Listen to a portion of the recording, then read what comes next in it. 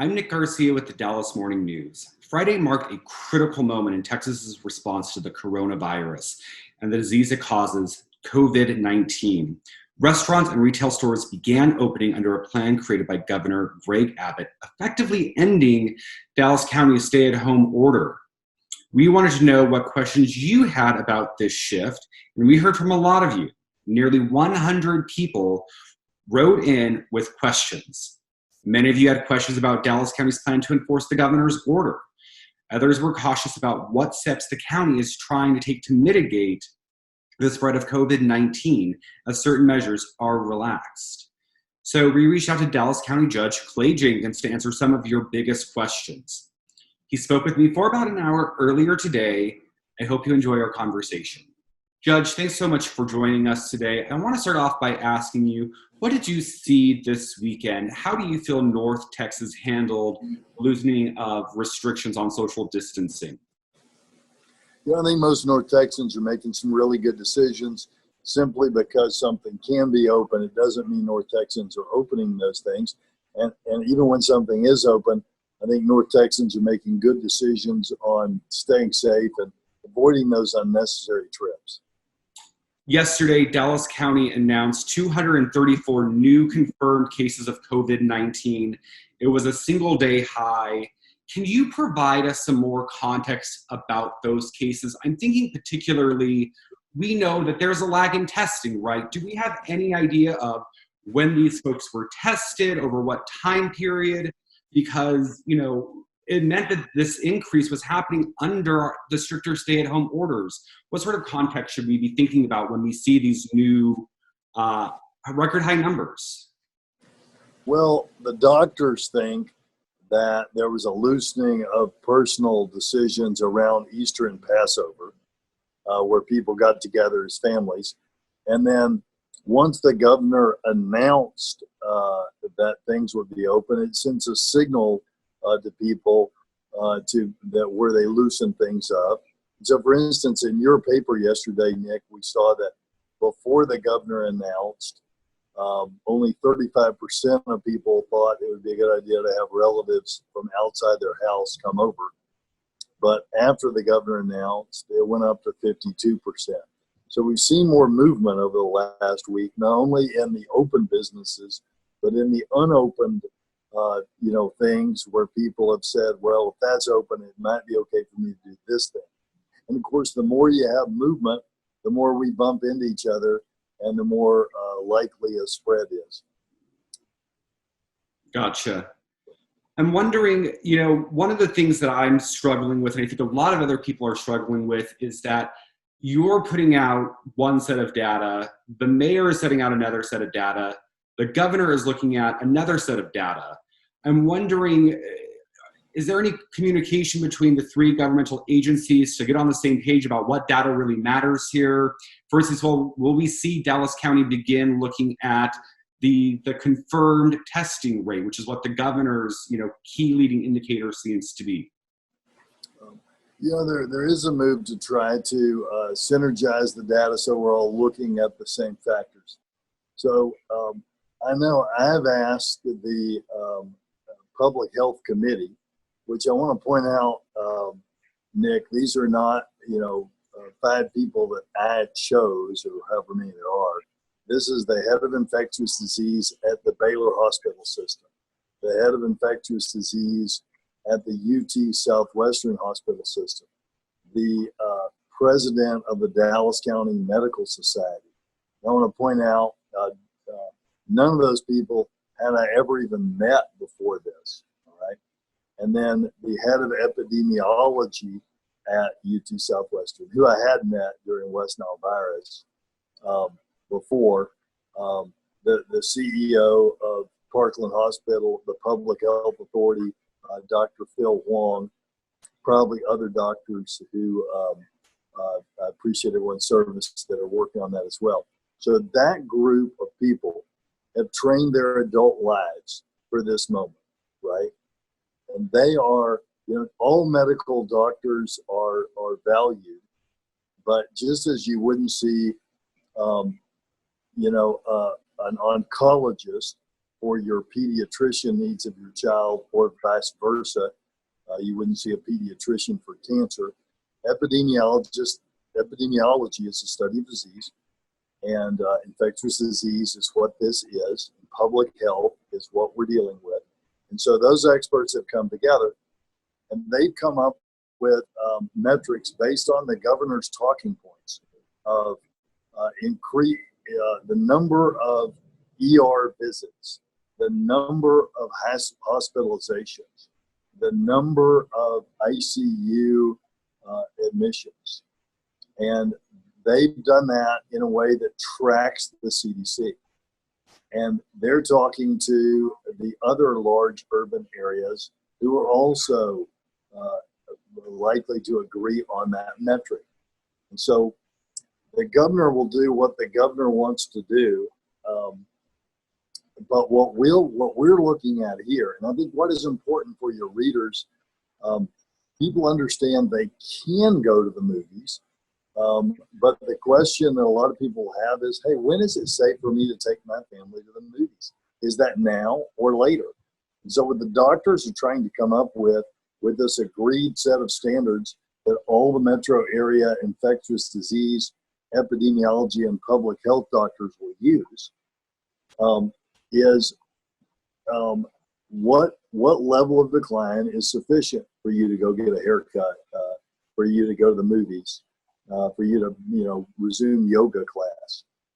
And so it's not that we're trying to override the governor. He may say, for instance, that it's okay for you to go to the movies right now, but there are a lot of people who want to know, when is it actually safe, according to the doctors who are most knowledgeable about epidemics, public health, and infectious disease, for me to take my family to the movies. So we're working on that, and we're hopeful that the governor, this, by the way, what the doctors are working on tracks verbatim, I think, what the CDC is saying.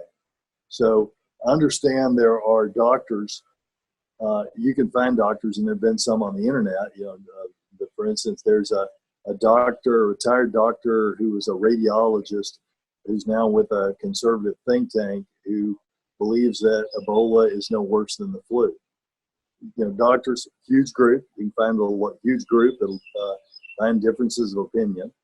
But you won't see much difference of opinion, Nick, between the CDC, the epidemiologists, the infectious disease doctors, and the public health officials and those doctors. So that's the metric that we're working on, so our citizens know, based on what these guys say, here's what they say. Of course, you can go to the movies right now, but if you want to know what the doctors say, it's going to be whenever they say. Sure. I guess I'm just thinking of a lot of readers. The New York Times today pointed out that the number of cases, we flattened the curve as a nation, right? But for the last few weeks, we've had a steady tick of about 30,000 new confirmed cases a day. I'm sitting at home, our readers are sitting at home wondering what's got to give, right? If the social distancing isn't seeing, we flatten the curve, but we're not seeing a decrease, what else do we have to do to get to start seeing things return to normal? It sounds like you're talking with doctors and working across multiple different metro regions to kind of identify some of those key indicators. Is that right? That's right. So, for instance, one of the talking points that I've heard from people is, well, the reason that you have more positive tests is because there's more testing. Well, at least on the government side, we don't have complete visibility into what's happening at Quest or other labs. But on the government side, we have about the same amount of tests we've had for the last 10 days. But testing will be something that people will increasingly question its validity. But I don't think they can find a way to question the validity of hospitalizations, deaths, ER visits. And if you want to question the validity of these things, then your conspiracy theory has to be that the medical examiner is faking the test for COVID deaths, or the hospitals are faking the numbers of people in their hospital. So, and I don't think there are very many people that will jump that far down the rabbit hole. So it gives the public a pretty reliable metric to look at. It's not necessarily, Nick, that if we see the numbers inching up on hospitalizations, we say, oh, but we're still okay because we have this many more hospital beds. What that tells us is this is bad, even if we have enough hospital beds. And if we keep going that way, it doesn't just go like this. Unfortunately, all the curves show that when it's going up and you keep doing things to open up, it starts going like this. So you're watching closely for that inch up to know what you need to do. And similarly, you're watching for that inch down, because what the CDC and all the doctors who train their adult labs for this say is when you've had 2 weeks of decline, 14 days of decline, then you can open up some things. 14 more days, you can open up some more things. Now, the governor may have already opened up those things, but for you and me and many of the readers, if your poll is correct on the front page of your paper, more than half the people are not as interested in when they can do it as when they should do it. And so rather than having a politician like me or the governor tell you when you should do it, let's go ahead and get the local doctors and the CDC who are watching North Texas every single day tell you when their best guess is based on the science of when you can do those things. Yeah. So really quick before we get to reader questions, I know today's Monday and historically we see a little bit of a dip because labs are closed on Mondays. But do you have any indication, will we see another record day in either deaths or new confirmed cases? No indication of what we will see on today as we sit here. I've been on calls all morning since daybreak. I haven't checked. Sure. All right, getting into some reader questions, and before we do that, we got a lot of reader questions. We can't get to all of them, unfortunately, but we did try to group them into themes and into topics that were most popular. And maybe unsurprising to you, Judge, there were a lot of skeptics out there. And one of the very first questions we have is from Rick Atkinson, who wrote, on March 22nd, officials estimated that 5,000 Texans would die, even with stringent distancing, and that our hospitals would be overwhelmed. What is your perspective now, and do you have any regrets about using the COVID Act Now model or predictions that you made during the early stages of the pandemic? So several questions there, Rick. Thanks for your question. Part of your question, as we lawyers say, assumes a fact, not an evidence, okay? We did not say if we do strict social distancing and a safer at home order that our hospitals would be overrun. Quite the contrary. What that model showed and what our local doctors told us is that if we did that, we would have an outcome similar to what we have now, which is we would have sufficient bed and ventilator capacity so that our hospitals would not be overrun. Now, another part of your question is about which model we used. We used the model that at the time, the Dallas County Medical Society president and the infectious disease doctors, it's an even broader group than that now. At the time, they said was the best model that was out there for illustrative purposes. This was I think a worldwide thing, but it bore it down to the state, not the local, I think, but the state. Now, what you have to understand about the novel coronavirus, novel means new. And so people are making their best guesses in medicine based on the limited information that they have at the time. The medical models are better today than they were on March 22nd, and they'll be a quantum leap better on June the 4th than they are on May the 4th. As far as, regrets, at this point, Rick, I don't have any regrets. We acted aggressively and decisively to put in place a safer at-home structure that has left North Texas in a better position than almost any other metro area in the United States. Now, at the end of these things, we have what's called a hot wash, and we look back, and I'm sure that I'll see things because I'm making dozens and dozens of decisions a day. I'll see things that, I should have done or could have done differently. But there's just not that time for introspection right now, Rick, because of the tremendous amount of decisions that have to be made. Wendy Perez, following up on models, is asking what epidemiological models is Dallas County using right now to monitor cases? And specifically, she wants to know, is the centennial surveillance monitoring being used? That, I'm afraid that is more of a Phil Wong or Dr. Pearl type of a question. But as Nic and I talked about, it's Wendy, right? Wendy Perez, that's right. But Wendy, as Nic and I talked about earlier, we're moving more towards a modeling looking at emergency room visits, hospitalizations, ICU admissions, and there may be some other things. I've seen the document, but and hopefully when they finish it, we can put that online for you. All right. She also wants to know if there are any estimates of how many people may have been infected with COVID-19, but who are not accounted for in the numbers because they were either asymptomatic or didn't make it to a hospital. We don't have, unfortunately, Wendy, we don't have really any good numbers on that. We are trying to push to do what's called a serology test through UT Southwestern that might give us a glimpse into that. That hasn't happened yet. So when we get that, we might have a better feel.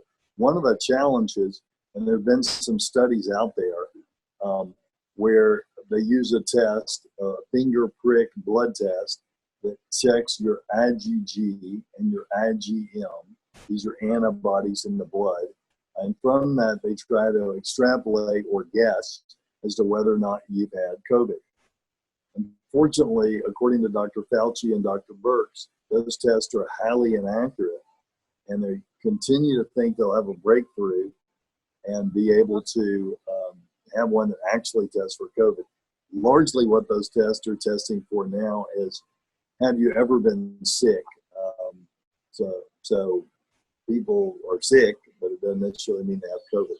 So we don't really know that. One other thing that Dr. Pearl, who's our local head of infectious disease for UT Southwestern, was telling me the other day, because I was asking, what about herd immunity?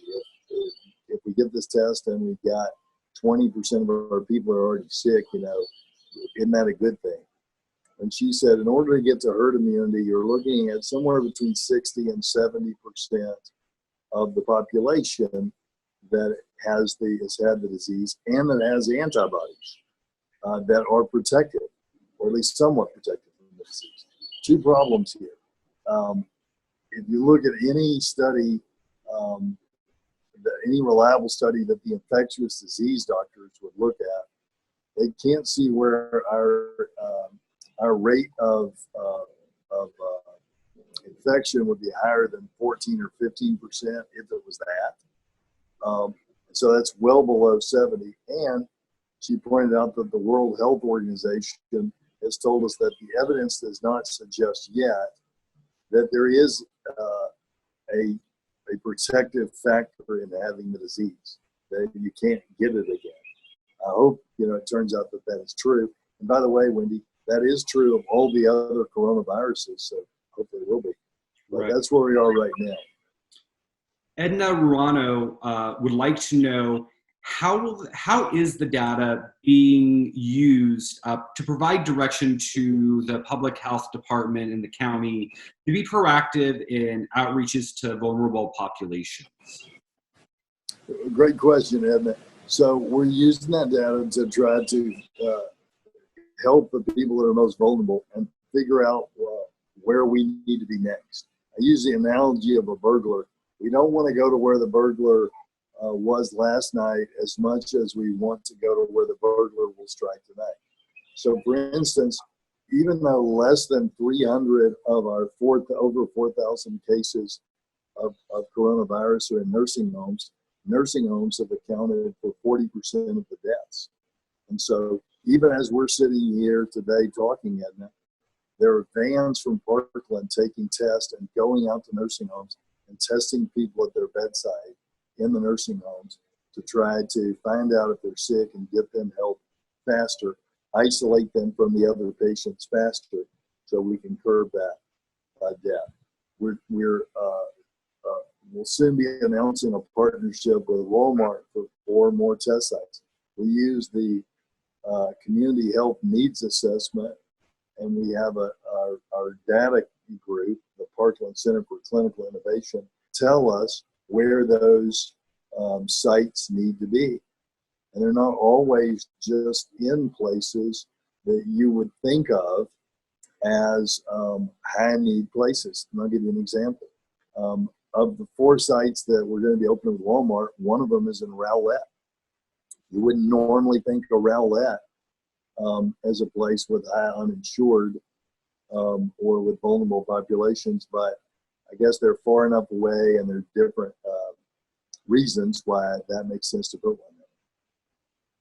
Gotcha. Thank you. And then Ray Nishu had a similar question and kind of bringing together a couple of themes on the community health needs survey and vulnerable populations. What does the county, or does the county have a 30, 60, 90-day plan or longer to address long, stubborn inequities, underlying issues that cause these populations to be disproportionately affected? Yeah, it's Ray, correct? It is Ray Nishu. I'm sorry, Ray Nishu.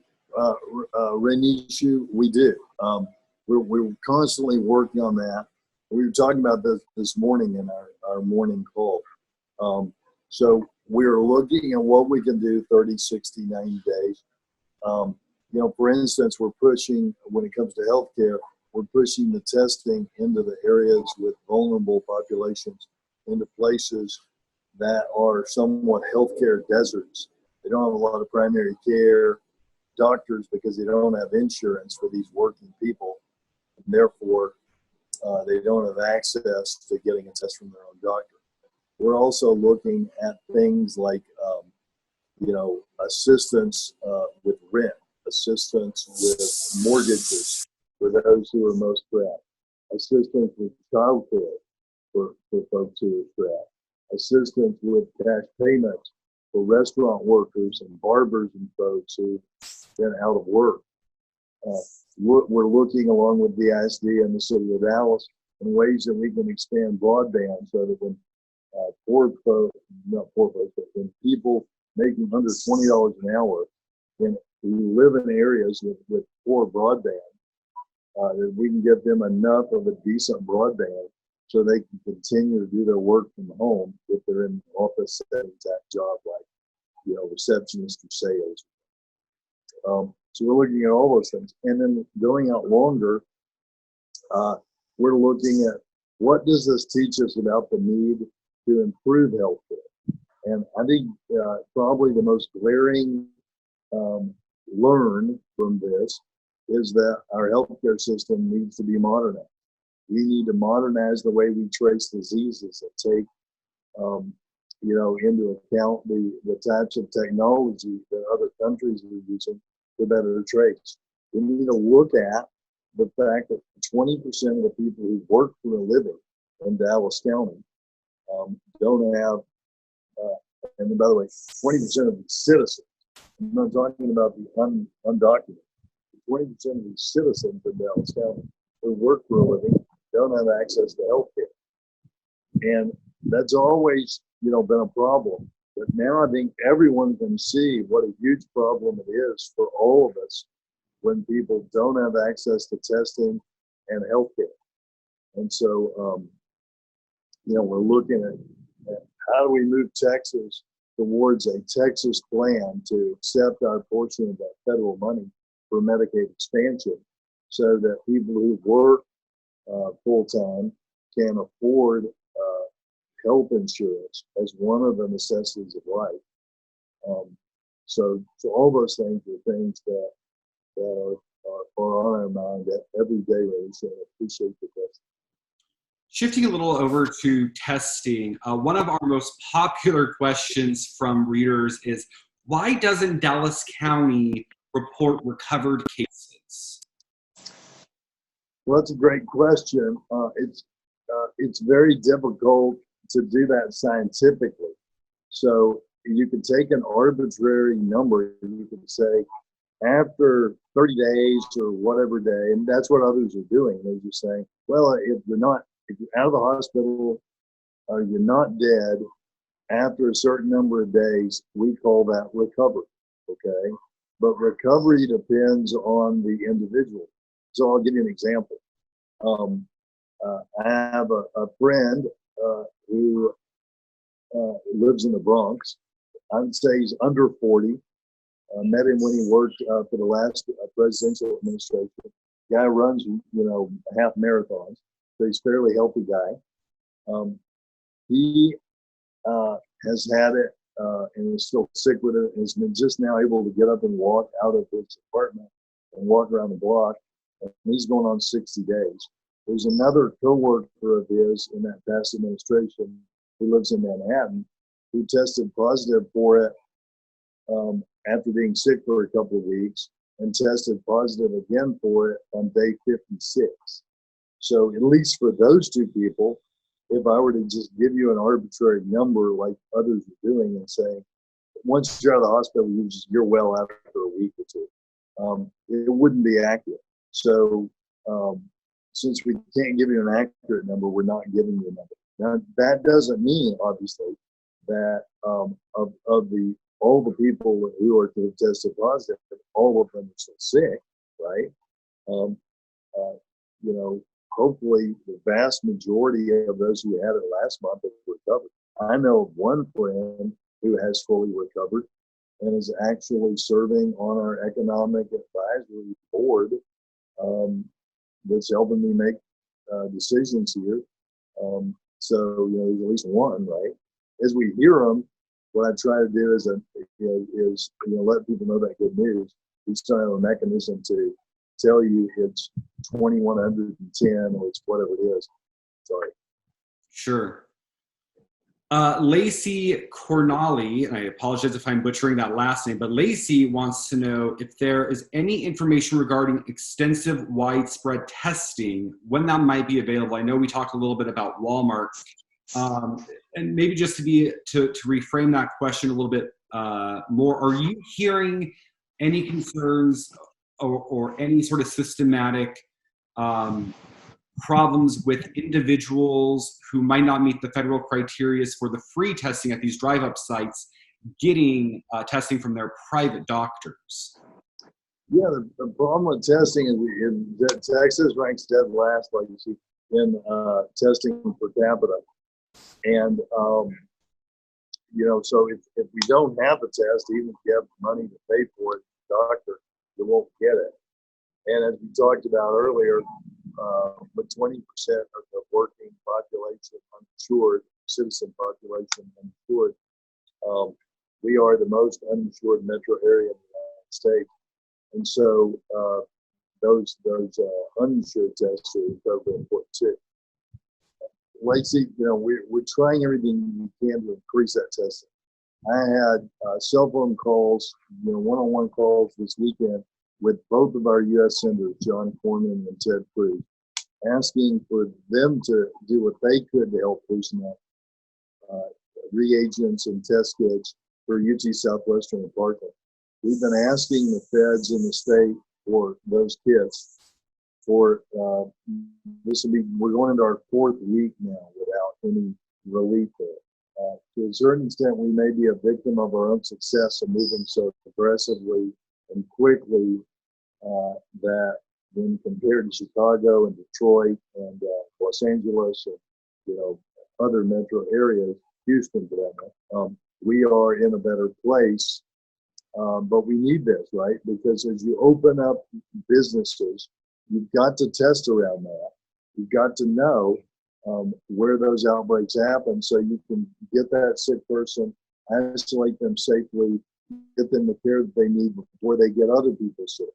So we need to do everything we can to get more testing. But testing, I believe, is a problem for just about anyone. It's much less of a problem for the insured and the well-connected, but it's we don't have enough testing, so that's a problem across the board.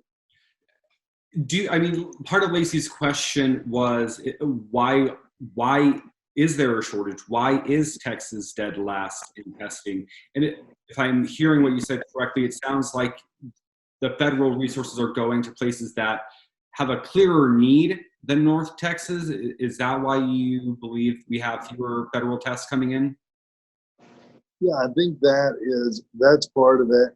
Other states have joined in consortiums to have more effective procurement than we've had thus far in Texas. I mean, there's a variety of reasons, but and I'm not trying to point fingers at anyone. I mean, this is where we are, right? And so it's challenging because what the scientists tell us at CDC and here locally is, in order for us to do that loosening, for you to make those decisions, Lacey, of loosening up and doing those things that the governor says are now legal, you want to see 2 weeks of decline and you want to see sufficient testing. Unfortunately, here in Dallas County and North Texas, we haven't seen even 1 week of decline, certainly not 2, and dead last is not sufficient testing. So on that note, Bill Ritzer asks, what is the Dallas County goal for the number of people that need to be tested for COVID-19 per day to show the 14-day continuous flattening of the curve? Understanding that there will be many more positives since you are testing more people. Is the testing for COVID-19 free for all residents? A lot to unpack there. I guess it goes to the bigger question of the rate of positive tests, right? Is there a goal you want to see around that number? So what we're told is that an encouraging number is around 7% of the tests that you administer being positive. Depending on whose numbers you look at, we're currently at 13.5 or 15 or somewhere in between there in the number of percentage of tests positive. This isn't even a number that the county can prove. This is the governor's number. But again, as we said earlier, our doctors here are moving away from testing. We're going to report the testing and give you all the information that we can give you about that. But our doctors are moving towards the admissions in the hospital, ICU, ER visits, the things that the CDC is now saying are more accurate. So that's really what you and I want to watch, is we're thinking about, how we're actually doing. Because you're right, as you do more tests, you'll have more positive. So if you just look at the test in the vacuum, and you said, well, last month we had on a certain day we had 150, and this month we have 350. Well, you'd have to look at how many tests are being run, and that's hard information to get from all these private labs. When you look at hospital admissions, it's a little easier. Are the tests free to everyone? Well, they are at the drive-through sites. So, and I think a lot of other hospitals will work with you. If you have insurance, it's covered in your insurance. If you don't have insurance, it's free at the drive-through sites. It's also free to everyone. So whether you are a citizen of Dallas County or a surrounding county, you can go get tested there. Whether you are an American citizen or not an American citizen, you can get tested there. Look, it's public health, so we want to know what's going on with the public. Also, if you don't have legal immigration status, the testing is not something that counts against what's called the public charge rule, which is used to try to deny you a green card. So this does not count towards that. And your public health or your private health information is not turned over to immigration authorities. So at those two sites, Ellis Davis and AAC, it's free I think if you have insurance and you give it to them, they'll take that, and the feds will bill your insurance company.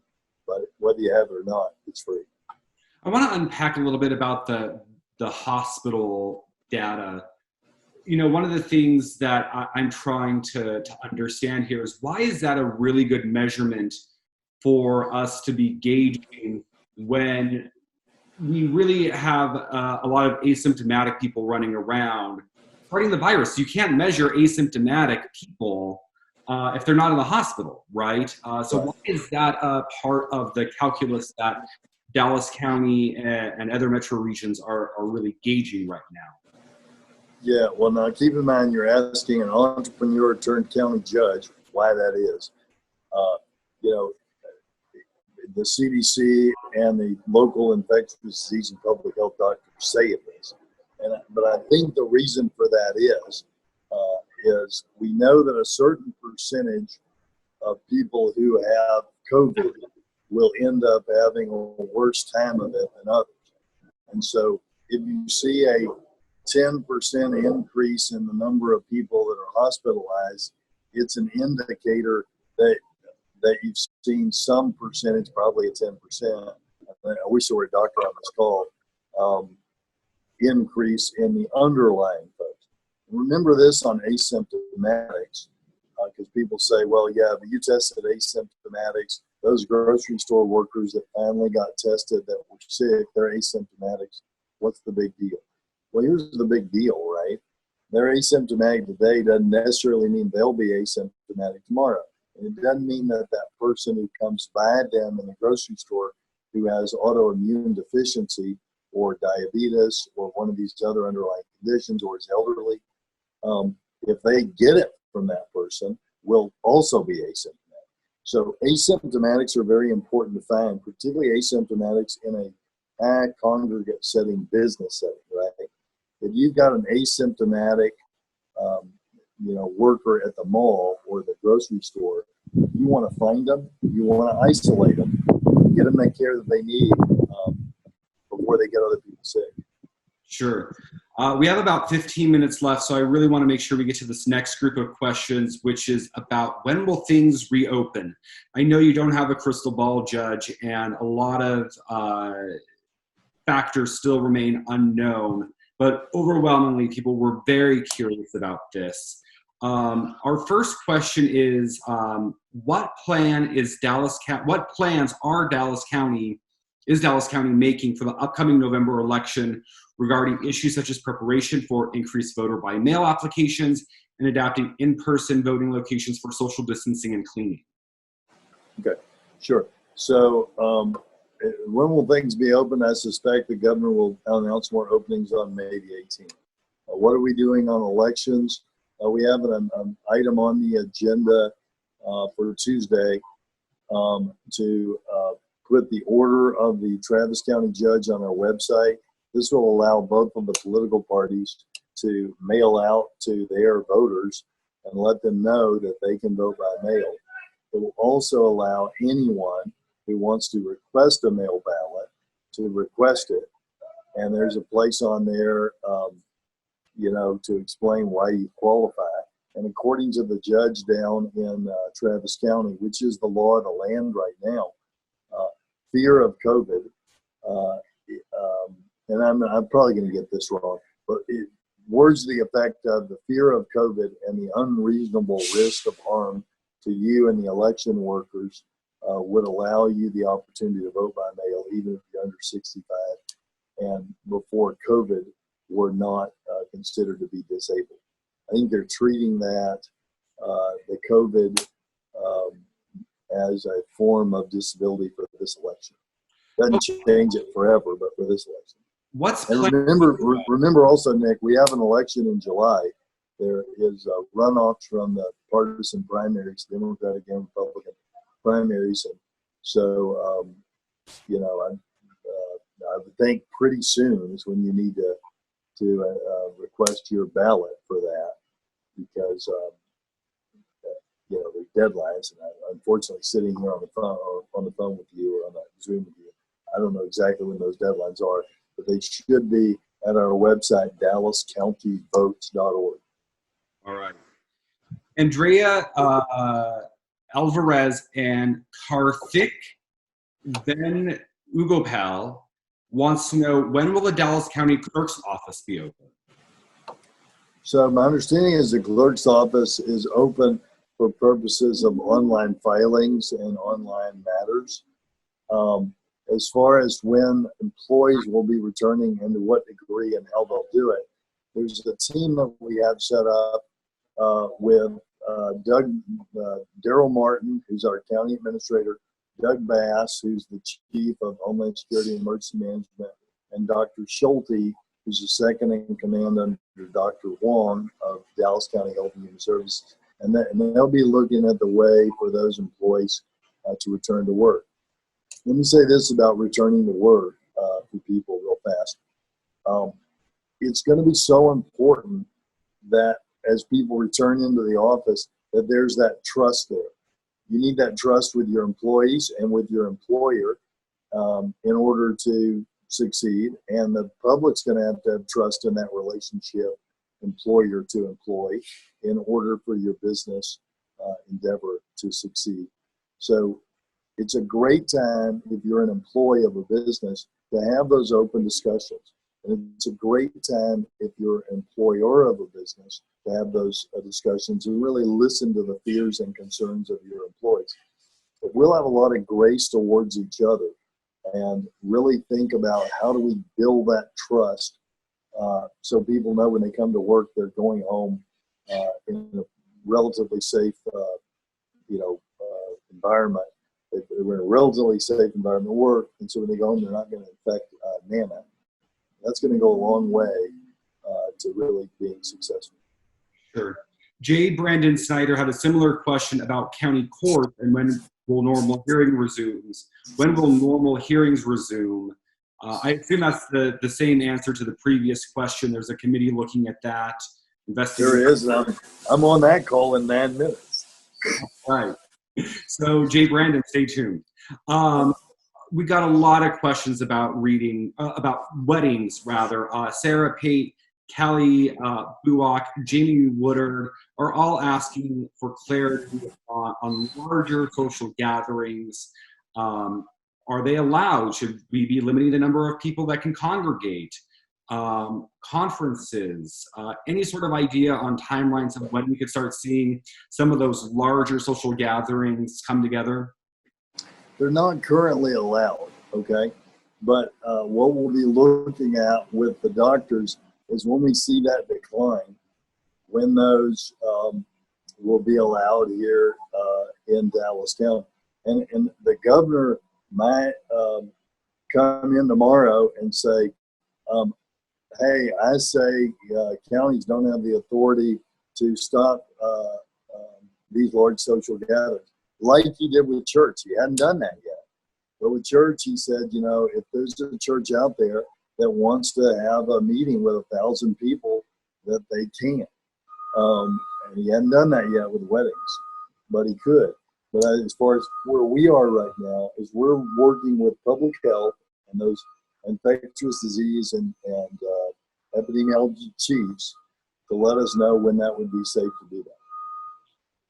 All right, we got another question from Janet Frey asking if, I'm sorry, this is from Michelle Carpenter, wanting to know if Dallas County plans on putting any more protocols in place for restaurants beyond the occupancy rate and what the governor outlined. And a second part of her question is, will there be free testing for restaurant workers similar to grocery store clerks and big box employees? Okay. Yes, the city of Dallas and the county of Dallas, so this is countywide, took all of the governor had one requirement, 25% occupancy. And then he had a group of strong suggestions. Wear your mask to the extent possible. A certain seating and social distancing. So we made all that mandatory here in Dallas County. And so in Dallas County, the restaurant inspectors can look and go into places, and if it's not done, they can ask them to do that. And so that's that one. Let's see. The second part of your question. What was the second part of the question? Michelle wants to know, will restaurant workers be getting free testing similar? Oh, I'm sorry. Yes, Michelle. So right now, the CDC has not opened it up to restaurant workers because the CDC has opened it. This is for Ellis Davis and AHC. I've fought with, I lobbied aggressively with various people up and down the chain there to make that happen. Because those grocery store and big box store workers are under cites, the Critical Infrastructure Act, they were included. They have not included restaurant workers yet, but we probably should. We need to find a way to do that, and I'll be pushing for that because it's the same concept. If I'm in close contact with hundreds of people a day, I'm more likely to get sick, and then I'm more likely to get used to it. And by the way, this is why you may be one of these unfortunate folks who either loses their unemployment or has to go back and work in a restaurant. And I hate that and disagree with it. But if that's your situation, I suppose this advice doesn't apply to you. But for everyone who is considering going to a restaurant, the governor's strong recommendation. Now, this isn't an order in Dallas, but the strong recommendation is get your food takeout. Don't go sit in a restaurant with a waiter that's been around hundreds of other people, and on a table that's been touched by hundreds of other people. Just get your food and take it home. That was the recommendation following the CDC and all the health doctors. But the governor leaves you the discretion to do things other than what the CDC and the doctors do. Janet Frey and several teachers actually wrote in, is asking if you're having any conversations with Dallas ISD to consider allowing students and educators who are vulnerable in vulnerable groups to continue with online learning throughout the pandemic. Do you have any sway over anything the schools districts here in the Dallas County area are doing or advising them in any way? Under our order, in order to resume in-person classes, you have to submit your plan to my Office of Emergency Management 72 hours before any in-person learning. Now, this doesn't include certain testing of certain populations. That probably doesn't relate to your question, but it's handled by the TEA. But so we do have that. And yes, I'm in constant communication with DISD. My last call with DISD before this call was 15 minutes before this call. All right. Judge, that does it for our reader questions. We'll give you the last word. Anything you want to add or think readers and viewers should know? I would just say this to you. You have been incredible. You have stepped up to the challenge. You've made those good choices. Most of you are wearing your mask when you go to the grocery store. And the peer-reviewed articles are indicating that is increasingly important, that when we're out in these businesses, we wear the mask. And then most of you are choosing to make a shopping list and limit those trips outside of your home to highly trafficked businesses. And that's a great choice. I know a lot of you are enjoying the beautiful weather. You probably hear the birds chirping behind me, and we're getting out and exercising. But when we are getting out and exercising, what I'm seeing is that good social distancing between family units of 6 feet. You're a big reason why we are having success right now. But, just like a golf shot or baking, if you rush it, you ruin it. And so you're going to have the opportunity to rush it if you choose to. But if you'll follow the medical science, if you'll follow the specialties that have prepared their entire adult life for this moment, we've got a great chance to lower this down for 2 weeks and have sustainable recovery where we not only can open our businesses, but we can keep them open and we can have less death and less disease. So thank you for all that you do. Staying home to the extent possible, social distancing and masks, that's what flattens the curve. So let's keep doing it. Judge, thanks so much for joining us today. Enjoy the birds in your backyard, and we'll be talking to you soon, I'm sure. Thank you, Nick. That's it for our conversation with Judge Clay Jenkins. Thank you to everyone who wrote in. We're sorry we couldn't get to all of your questions, but we hope this conversation clarified some of the bigger questions around the North Texas's response to the coronavirus and COVID-19. Please feel free to comment on this video, on the article that accompanied the article, with more questions. We'll check them out for you. And please be sure to follow all the latest developments at dallasnews.com. For everyone at the Dallas Morning News, I'm Nic Garcia. Thanks for following.